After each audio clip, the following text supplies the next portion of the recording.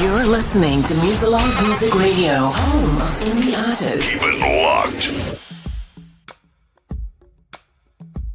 As we continue to make it a great day, whatever time it is on your end of the planet, I'm Samuel Archer, your host. The Anytime Anyday Radio Show. Yes, we started the radio show powered by Muzilog Muzik Radio and muzilog.com. The whole Muzilog family, we're like just going crazy over here. Plus, we're also powered by Sam's Digital. That is our marketing arm of the brand. So, pay attention going forward. So good morning, good lunchtime, good afternoon, good night, good midnight. This is international village that we're working with. So, you could imagine people are tuning in at whatever time it is. That they're tuning in, and you guys are hanging out with me for a little bit.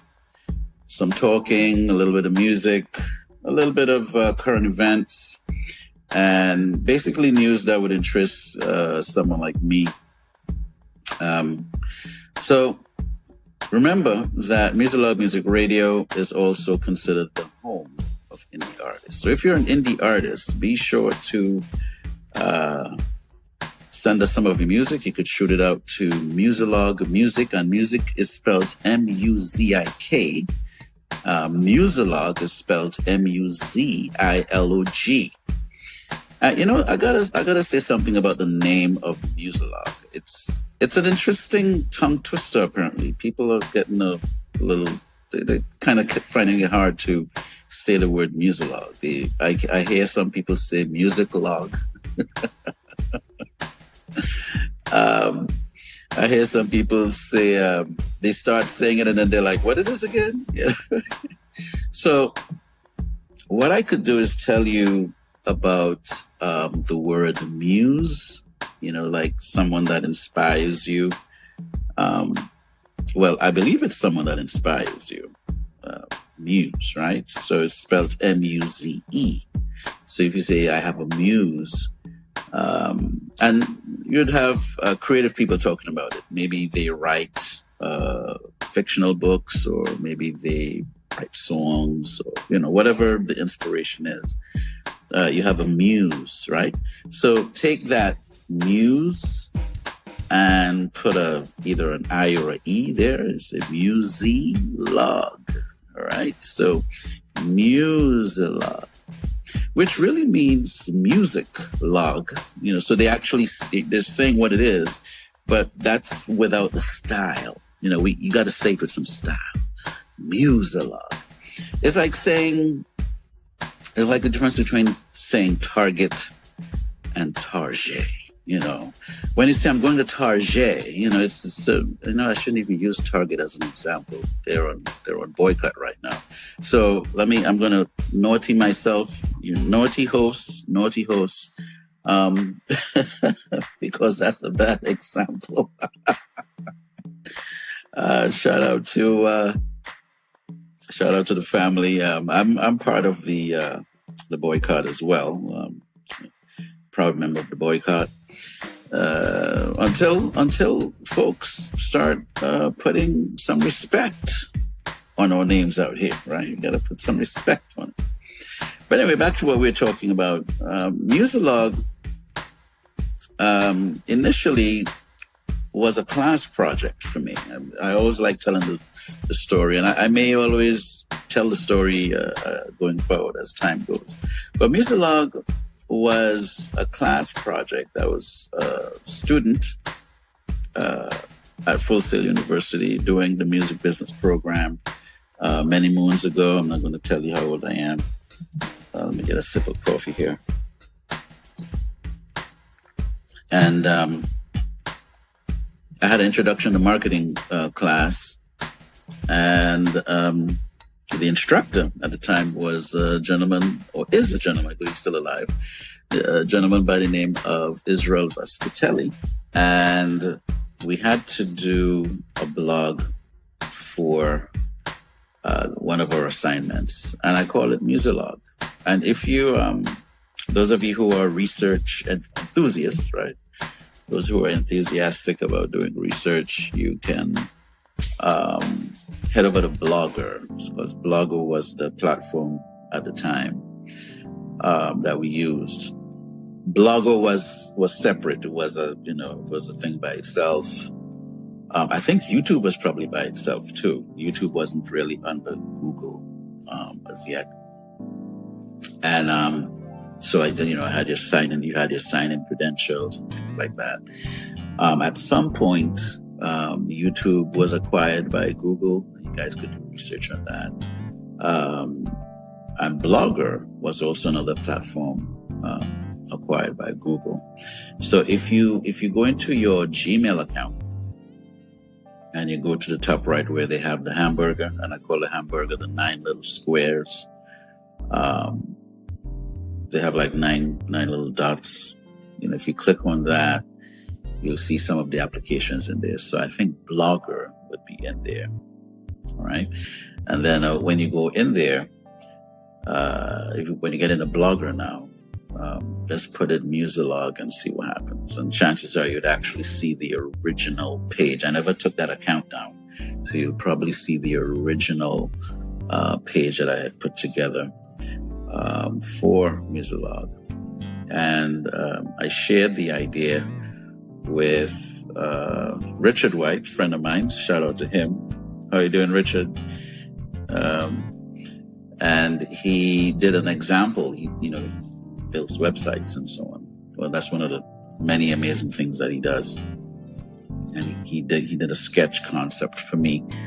And it really, when he did it initially, it had like a New York Times kind of vibe. So I think I remember telling him, hey, this is cool. I kept it like that for a little while. And I said, hey, man, I need something with some color, man. I need to take it in a different direction. It needs to feel magazine-ish. And so I'm thinking from 2010, coming all the way down to presently, Muzilog has just been a brand that I kept. It's something I've been developing over the years.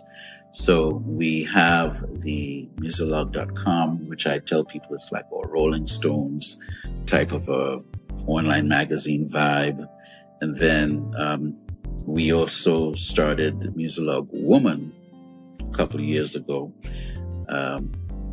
So I was dating my artist at the time. See, so sometimes when you date your artist, sometimes a good thing can come out of it, right? And so she thought it was a good idea to have a platform that addressed the ladies. And ladies have a lot of different things to address and talk about, So the Muzilog Woman side of the platform is where I call it the Essence Magazine vibe, because we look at short stories, we look at inspirational quotes. We do share new music releases over there as well. So it depends on the kind of artist that it is. Not that muzilog.com is male-oriented. I don't want that to be the idea. It all depends on, I'll say, like the vibe of what the artist is pushing at that time. So if there's a female artist that the reach is like it's general, if the reach is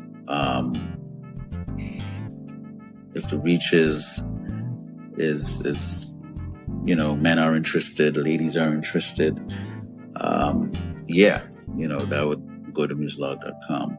But you may have a female artist that is coming from a point of view where it lends itself to an essence vibe. And if I get that vibe from when I read the bio and when I check out the basic information of the artist, then I would push it towards the Muzilog Woman part of the platform, because it's sort of like the readers would really get into that type of a thing. And you guys could subscribe to both muzilog.com and muzilogwoman.com. You're twisting my tongue up for some strange reason. So a little bit over a year ago, it's not too long ago, we added a radio station to the platform, and it was really primarily to connect the different things that we do between both platforms. And it's a way that folks can tune in and hear interviews and the music from the artist. And that's why we have the moniker or the theme where we saying home of indie artists. There's a reason why we're using that home of indie artists, because we're not really focused on major artists. Now, some major artists do get a little bit of love on the station. That's if a DJ is doing the mix. So yeah, we have DJ Willie Dynamite, and he's primarily on Tuesday to Thursday. I think from like after 7 or so he's on. But sometimes we feature him, like, when I'm scheduling the station, scheduling the shows. Sometimes I'll have him, maybe in the morning time or maybe midday. So around those times you would hear, major artists in the mix in the show. 11 a.m. and this is Eastern time, by the way. 11 a.m. You'd hear Chat with Bree, and she does an interview. Shout out to Sabrina Carnes. She's out on the West Coast. Shout out to the West Coast. And 1 p.m. we have the Soul Platform with Missy E. Party Doll. And at 3 p.m. we have the Indie Hookup with Heston, Cleveland, and Ricardo Love. Shout out to my big brothers. They're also out on the West Coast, and it's cool that I've hooked up with these friends of mine out on the West, and we do a lot of entertainment industry type of things. And then on 5 p.m. again, this is from Tuesday to Friday for everything else, except with the DJ Willie Dynamite being on the radio. So 5 p.m. We have Women Who Jam with Johnny Walker. So every evening, except for Monday, Saturday nights, and Sunday nights, because I'm going to share what happens on those days. So 5 p.m. on Tuesday going all the way to Friday, you will hear Johnny Walker with her show, Women Who Jam. And it's a really, really good show. I tune in because sometimes I'm introduced to some new artists when I check out her show. And on the other days, what we do is Saturdays, we call it Spiritual Saturdays. So it's 24 hours of gospel that we would do on a Saturday. And then on Sunday, it's 24 hours of soca and calypso music.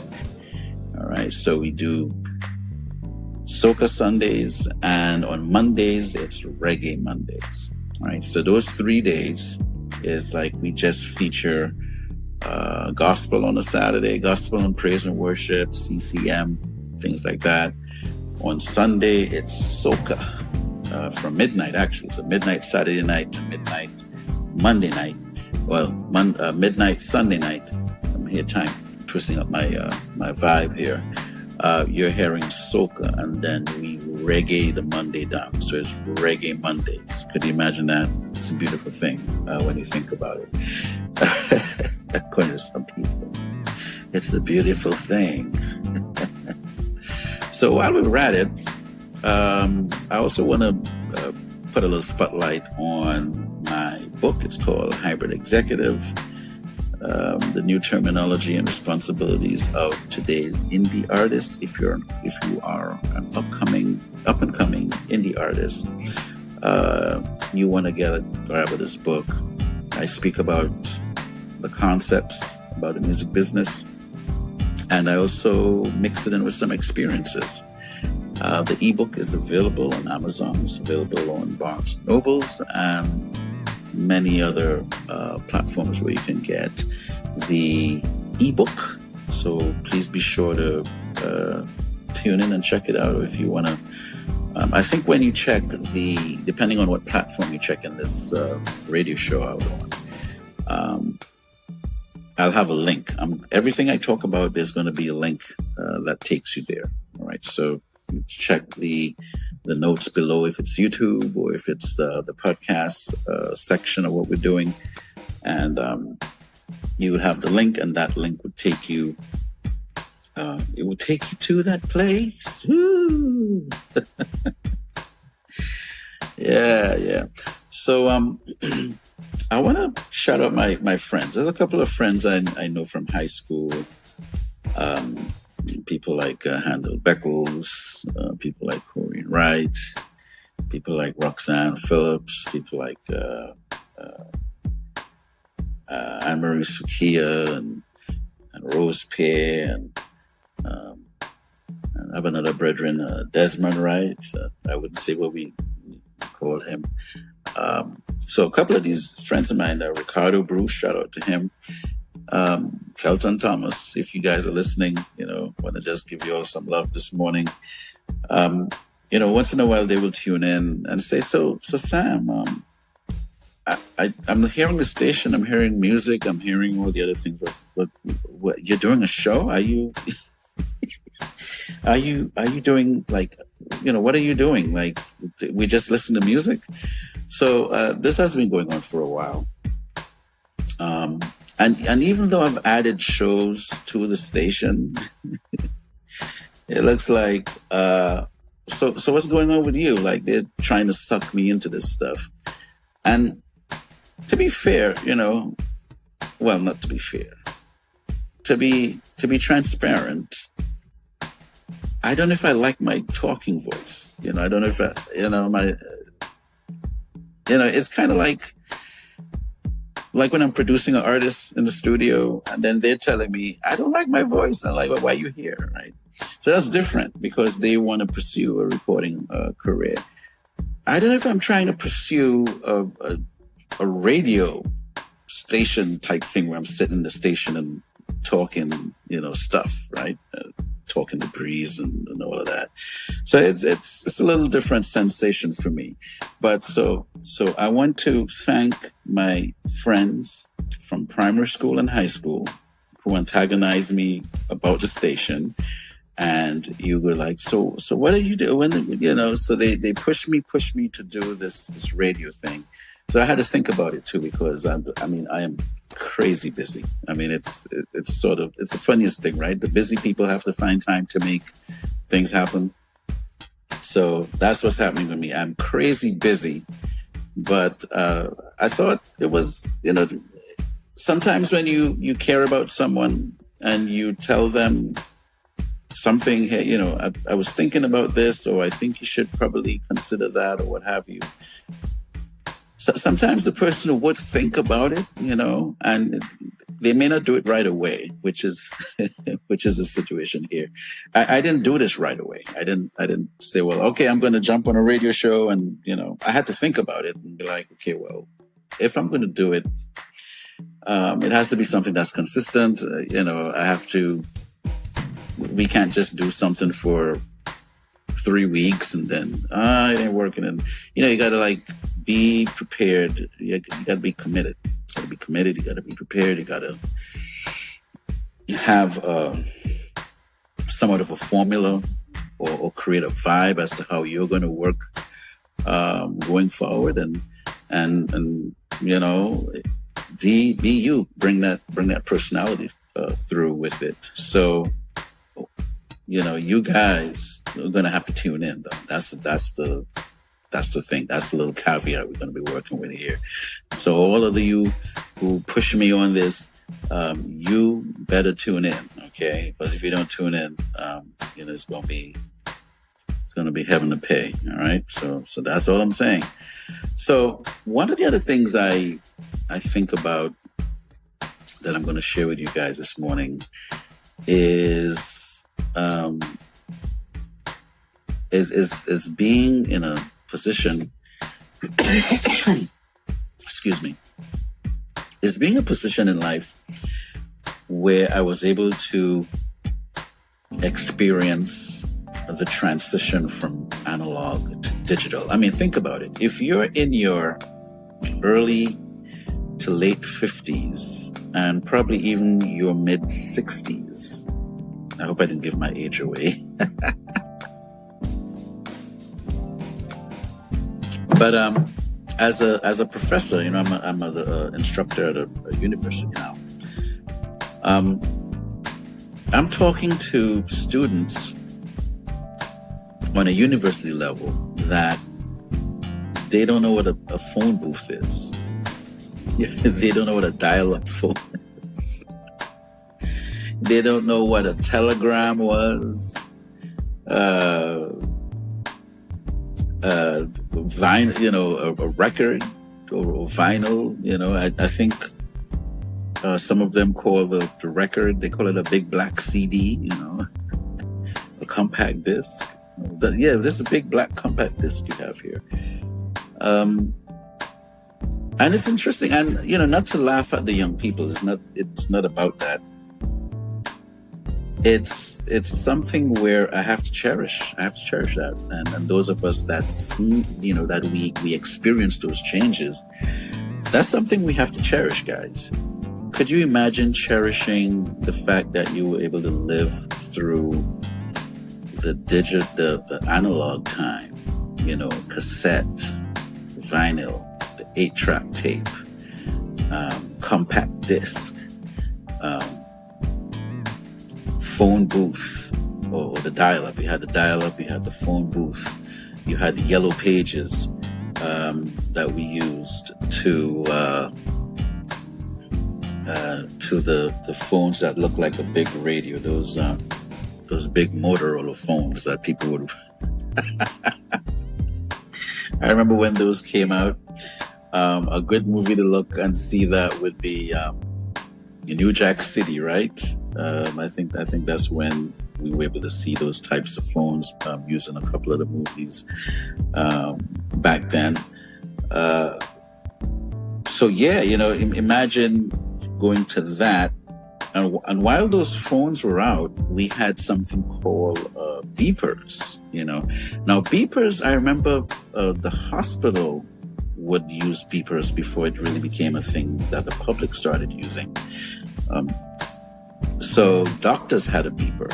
They had this thing that, hey, if there's an emergency, this beeper would go off and then they could run and make a call. Or maybe there's a message in there that it was coded, so they'll see a number and then, oh, this means this, and then they'll run and go deal with that.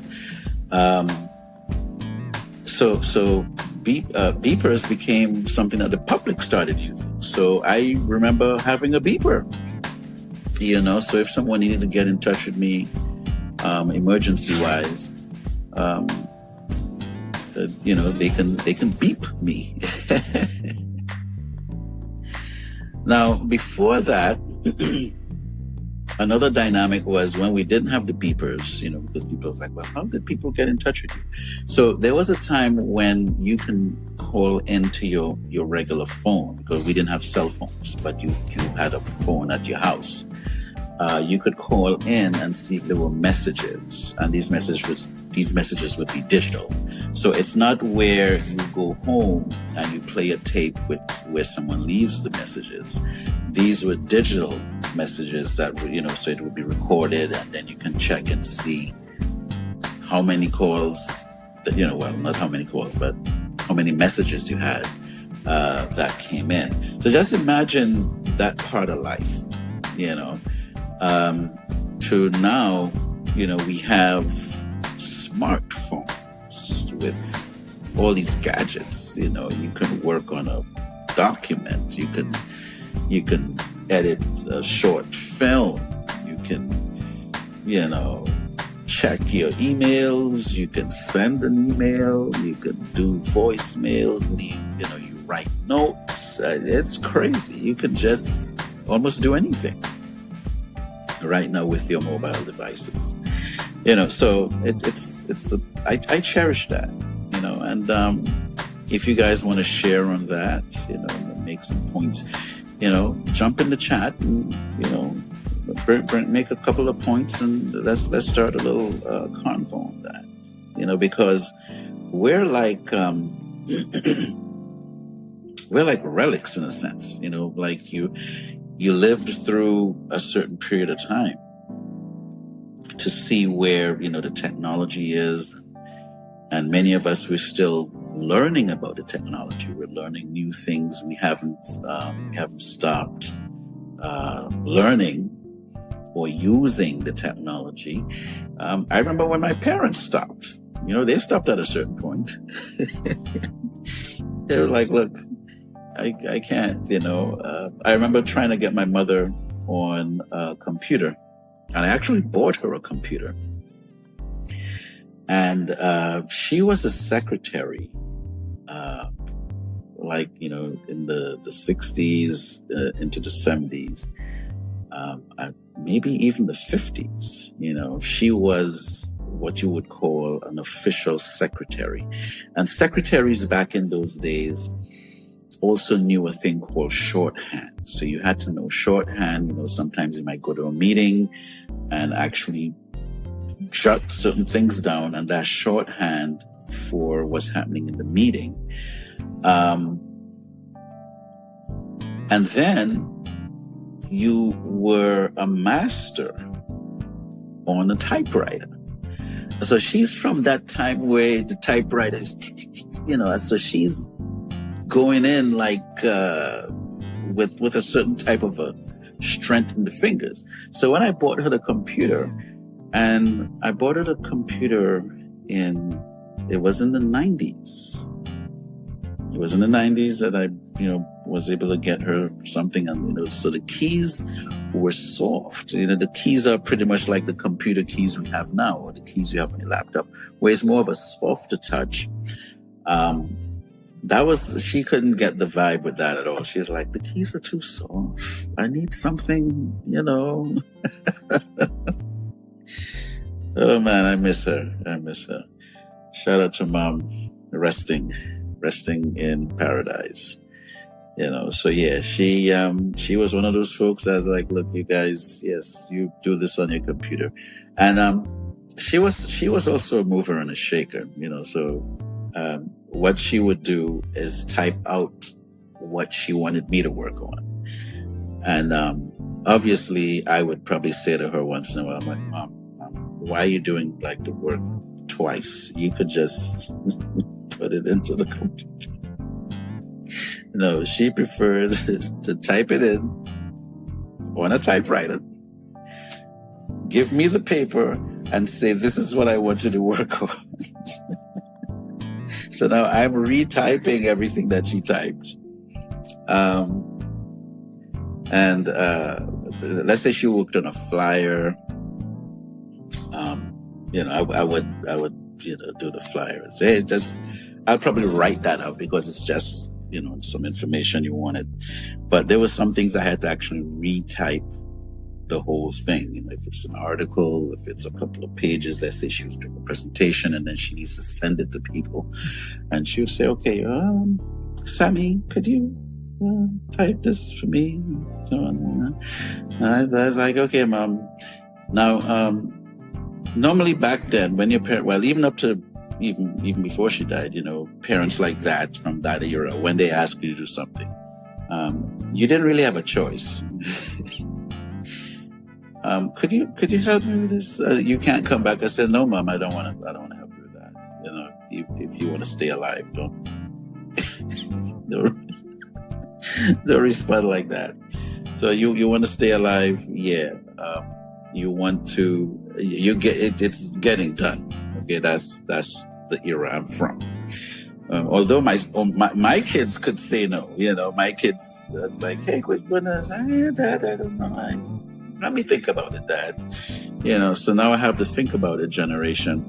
Now, I would say, just in their defense, I would say 9 times out of 10, they'll probably, consider it. They're like, okay, Dad wants me to help him with this. And they'll consider it, and they're not babies anymore. They're adults living their lives. And so hey, what's a bro to do? Right?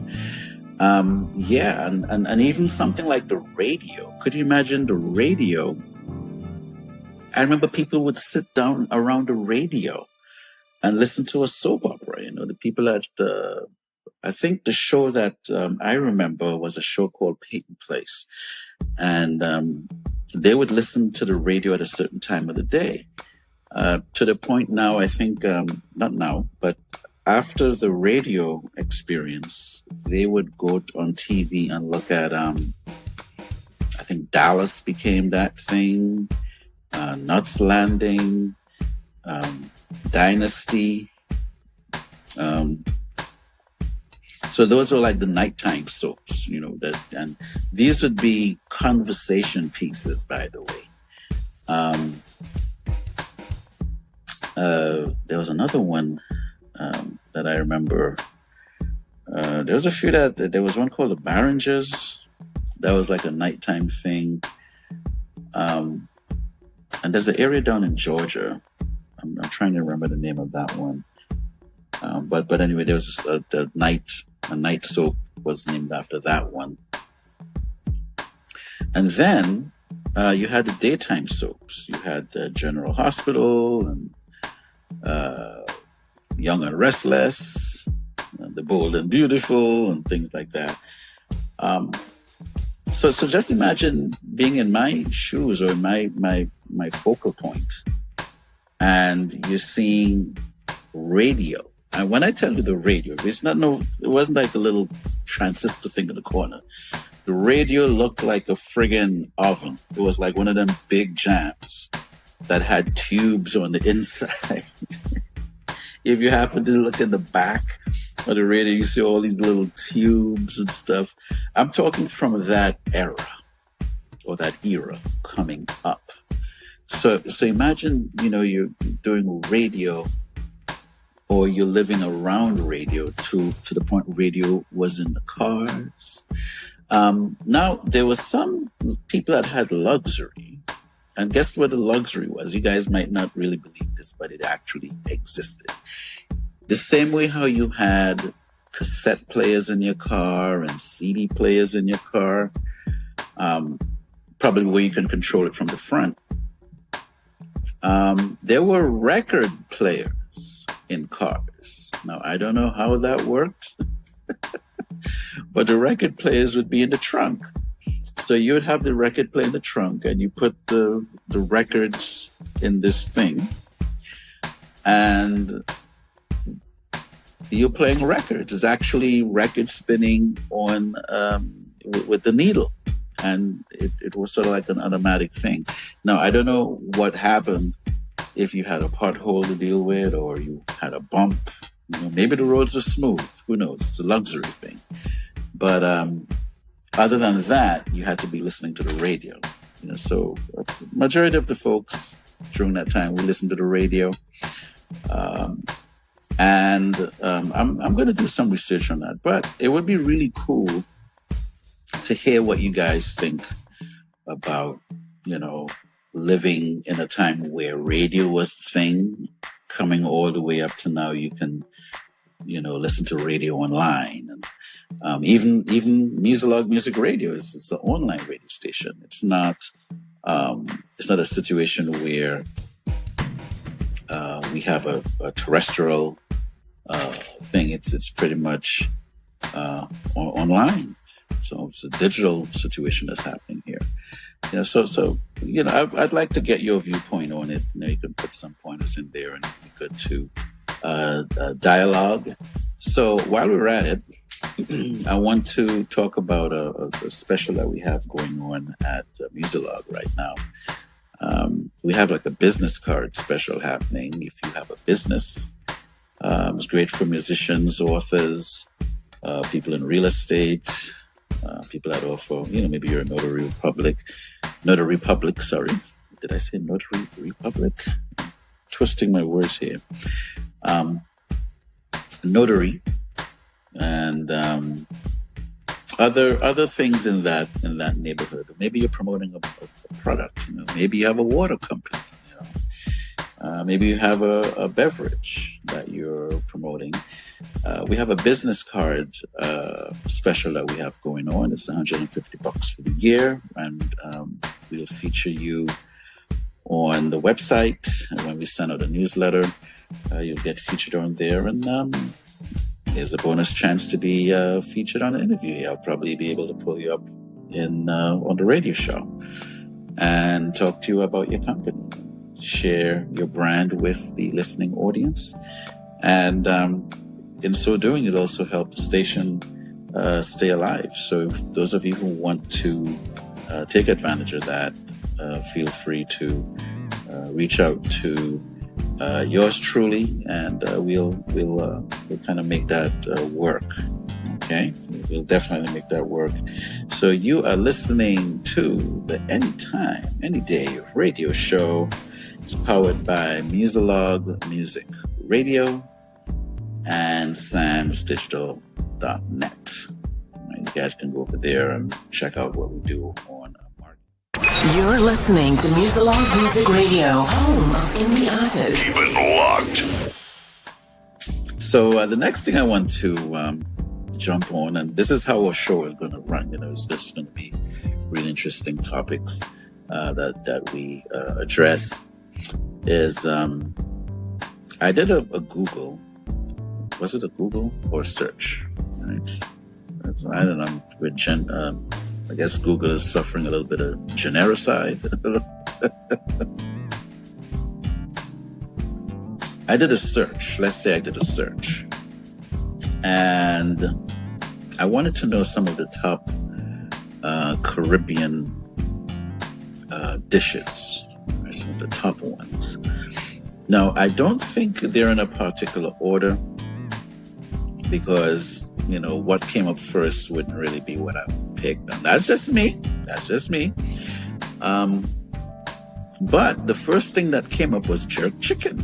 I was like, jerk chicken is number one. Could you imagine that? And I'm a foodie. Now, I don't really... I had to sort of curb my eating for my health, I had to kind of watch that vibe right there, But I like what happens around food. I like what happens around food. Now, I saw this funny clip not too long ago where maybe the wives or the girlfriend of the guy is coming in the car, and she's coming in kind of with a little attitude, or she's like, why didn't you come and pick me up over there? Or, certain little things like that. And as she comes into the car, the boyfriend just puts a sandwich right in her mouth, or gives her something to drink, or gives her an ice cream, or gives her something. And then the whole,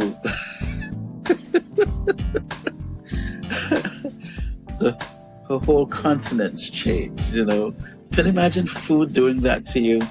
And then so when, there was this one girl though, this one lady, he gives her the sandwich. So she's like, okay, it smells good. So she starts eating. And then she wants to start up again. And then he puts the drink in her hand. And then she wants to start up again. And then he puts something.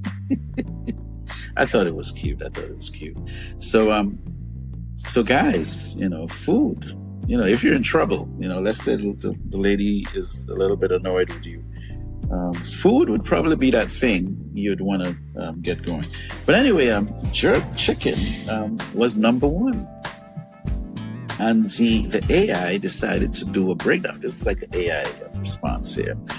And we got to go through the AI thing because sometimes AI is a little bit off. So you can actually tell me that in the chat. How that works, So it says it's a Jamaican dish and is renowned for its intense smoky and spicy flavor. Now, I must say it is a nice type of dish when you can have, a jerk chicken, but you can also jerk pork, you can jerk fish, you can, what else I have here? Well, I guess that's it. Now, can you jerk bushmeat? We've got to talk to the Jamaicans and see if they're into bushmeat. Tattoo and manikou and iguana and Sally Painter and them thing. Can you jerk all of that? Maybe you could. And And we might have to bring on a jerk specialist to the show, see what they say. We're not talking about where you just take the seasoning out of the bottle and nah. We want the real thing. This jerk. We people might take the whole jerk vibe for granted, but it also involves digging a hole in the ground outside and putting stuff inside and covering it, and it's a vibe. It's a whole thing. So chances are we may really, get a specialist to come and really tell us a story about jerk. And maybe there's a Black experience, story in the back of that too. So if you're Jamaican or a jerk specialist, not a jerk. Okay. We don't want any jerks on the show, but we're talking about, preparing a meat, right? Preparing a meat in a certain way, and it's called jerk. That's the jerk. I think I just messed it up a little. Okay. So, but those of you who are specialists in the jerk cooking world, let's say it like that. So we don't, so we don't want anyone to, we're not calling anyone a jerk or a jerk specialist, because that could go anywhere. And you want to speak on that and enlighten us as a enlighten me and my audience about that. Reach out, and we'll do a. I'll get you in on the show and we'll talk about the world of jerks.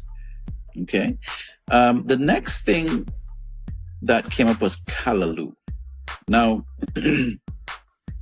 Let's see what it says. This hearty stew is a Caribbean staple, often featuring leafy greens like water spinach and taro, along with okra. It has okra.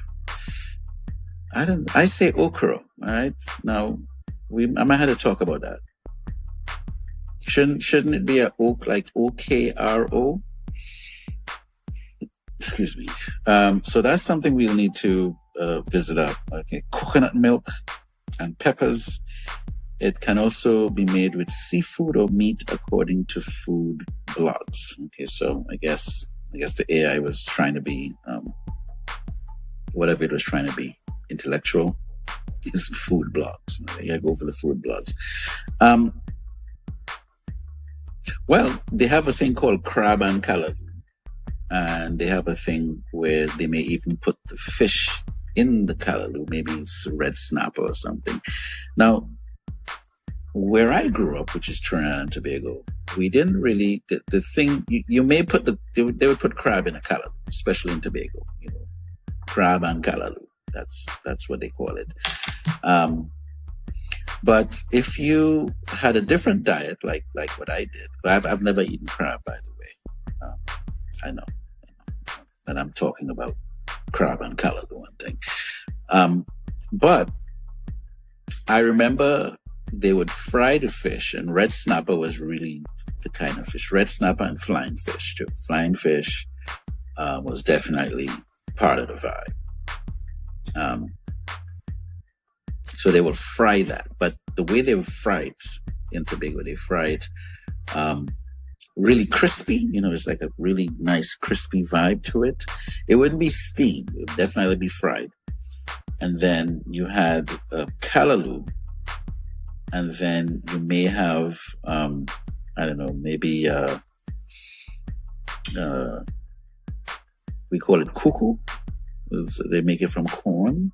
So you might have cuckoo, callaloo, and fry fish, and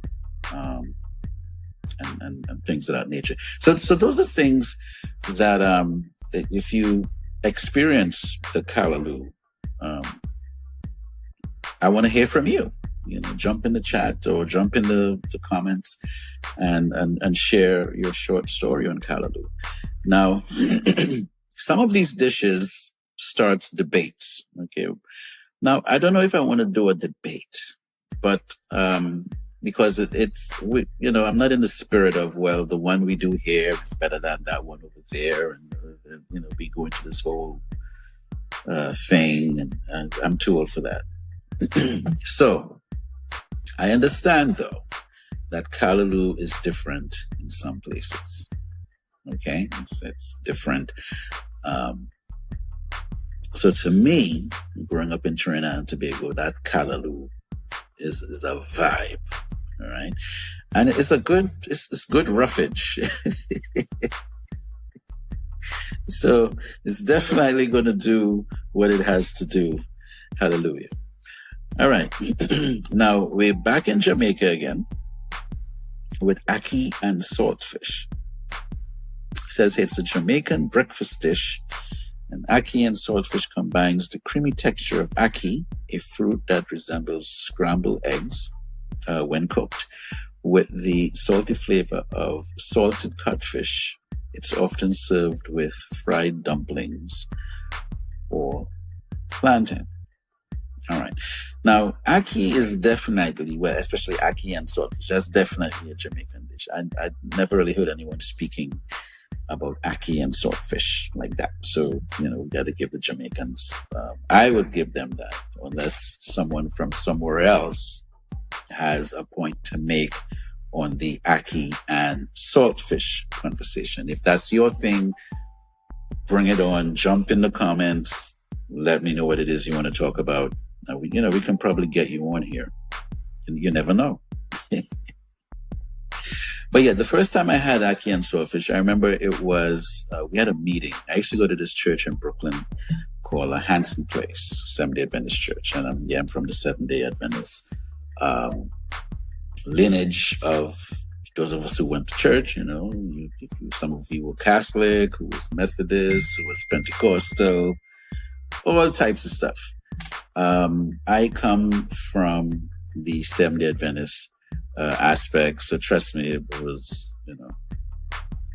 intense for a few years. But anyway, we had so at my church at the time, we had a meeting in the morning. And I had just relocated from Tobago back to the States, and somehow I ended up on the AY board, and AY stands for Adventist Youth, right? So for those of you who don't know, you have the general, you have the elders, the first elder, the pastor, and they would pretty much occupy the morning part of the service in church.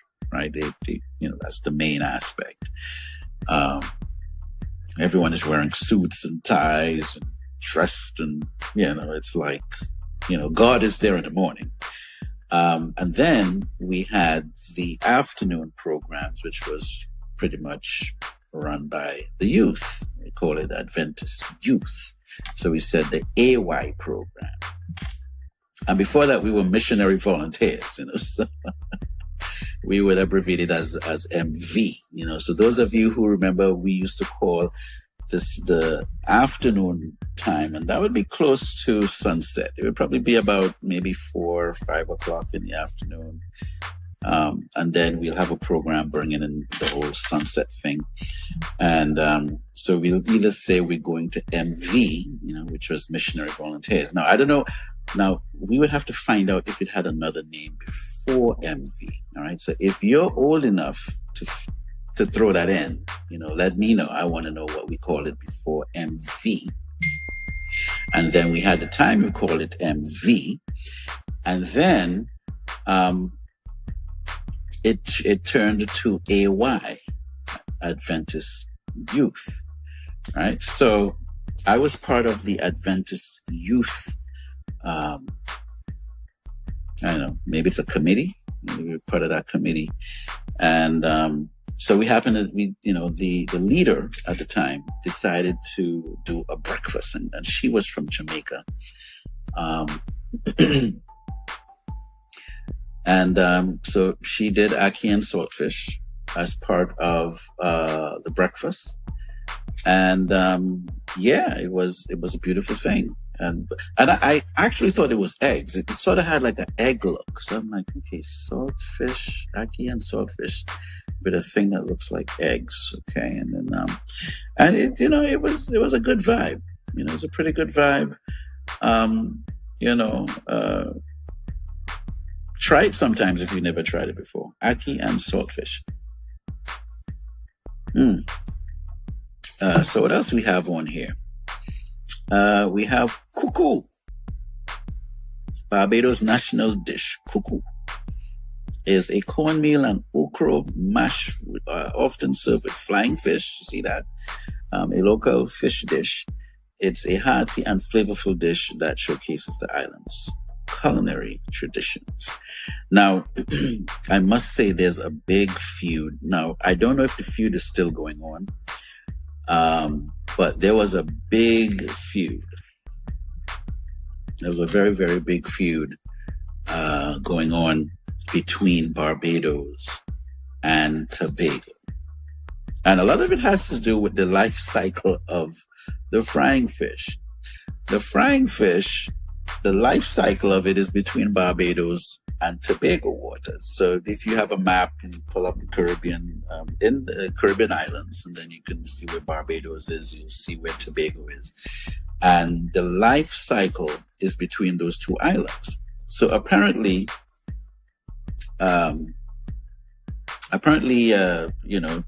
Tobago, they use flying fish there too. So there's this feud because apparently they're thinking that Tobagonians have taken the part of the glory that should go to Barbados. Okay, so now that is a debate I would like to check that debate out. So if you're from Barbados and you're passionate about the subject, I want to talk to you. I want to understand your point of view in reference to, cuckoo and flying fish. And, let's have that. Now, you're not debating me. I will facilitate the conversation. Okay. I will facilitate it. You want to talk about cuckoo and you want to talk about flying fish? I'll facilitate the conversation. And if there's anyone from Tobago that wants to jump in and respond to that, I'm all ears. Totally all ears. Okay, so we're going to work on that. But if you never had cuckoo and either red snapper or flying fish or a local fish dish, you're missing out. It's an amazing vibe. All right. I mean, it's almost better than sex. All right. I don't know what other things might be better than sex, but that is almost better than sex. Okay. So let's see here. And don't forget, you're listening to the Anytime Anyday Radio Show. I am Samuel Archer, your host, and powered by Muzilog Muzik Radio. So, it says here, other notable dishes would be rice and peas, a popular Caribbean dish. Rice and peas combines rice and coconut milk and peas, creating a flavorful and comforting side dish. Now, I don't know if that's the AI saying it or if someone actually wrote that. So, credit to whoever put that together. But yeah. Now, what is the difference between rice and peas? And peas and rice, right? What's the difference between chicken curry and curry chicken? I mean, you all have a lot to write about. And finally, we have curry goat, a popular dish in many Caribbean islands. Curry goat is a tender, flavorful. You see this flavorful word, that's AI. AI probably, say, hey, flavorful Caribbean, is probably associating things here. Maybe that's what's going on. But it's a flavorful stew featuring goat meat cooked in a flavorful curry sauce. Well, yeah, curry goat. Now, I went to an island once. I was touring with a band called Osha, and we went to we stopped in St. Martin. We did St. Croix, St. Martin, and Anguilla. In St. Martin, I remember seeing a lot of goats just walking around the island. And Anguilla, in Anguilla too. Like, I don't know if anyone owned the goats there, but it reminds me of when people would have what we call yard fowls, So you'd have, fowls in the yard, and once in a while a fowl would be in the pot, stew chicken, fresh vibes. And by the way, I understand that these are the healthier chickens, the ones that grow and eat rocks and chew their food, and they do all these amazing. They sweat and run around, So it's a chicken that is healthy in all aspects. It's a chicken, right? Yard fowl. And I remember we had a thing called Pathfinders back then. And I remember this one time we were going to go to a place called Grafton Bay, going towards the Black Rock area, between Black Rock and Plymouth in Tobago. And we were going to go to Grafton Bay and bus a cook. That's what we would call it. We're going to bus a cook. If I say it properly, it's not going to sound right. But meaning because you can't bus a cook, right? It's an adjective, but in the dialect, it sounds nice. It's like saying we're going on the line, we're going on the line, we're going on bus a cook. And the bus a cook mean that we're really going on shoulder. We really, that's serious vibes. And so we were having the meeting before we were going there. And around this time, and this was like the early 80s, maybe 81 or maybe 80, or I'll even go with 79 or somewhere around there. And we're having the meeting about going to Grafton Bay and cooking. And around that time in Tobago, they just started selling chicken in the grocery. Selling chicken in the grocery was almost like an abomination. It was like they were selling chicken in the grocery. Excuse me. But, you really got chicken from the farm or yard fowl. You had your yard fowl. And that would be, one of them would be the chicken that you're going to cook and, prepare. You're going to prepare and cook, not cook and prepare. You're going to prepare it and then cook it, right? Well, however you're going to work that out. And so the debate was between buying chicken from the grocery or yard fowl. Imagine the type of things. Oh, God. Imagine the type of things we used to be talking about and debating.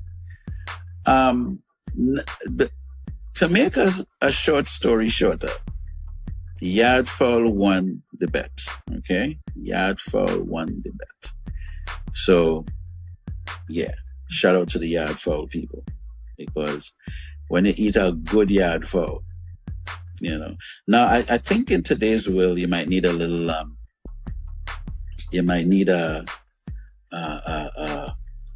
a pressure cooker, because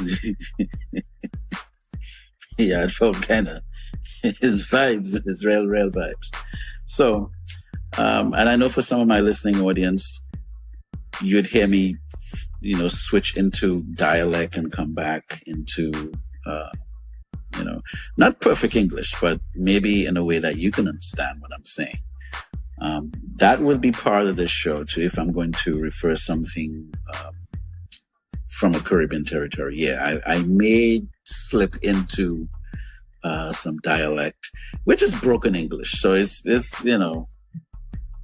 and you know what? You can even do this. If there's a time that you feel that there's something you don't understand, you can always jump in the comment section and say, hey, I didn't understand what you said here. Could you help me with that? And chances are, if time permits, I will get there and check that out.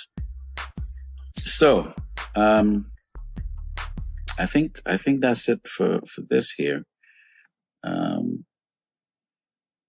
Yeah. We did about an hour of the show, the Anytime Anyday Radio Show. Now, I really want to know how you guys feel about the production of this. So when you have a little chance, shoot me an email or what have you. But this is what's going to be happening a couple times a week, anytime, any day. Lots of love to you, my listeners. Major vibes. Bless. Visit muzilog.com for music news, new music releases, entertainment, and culture.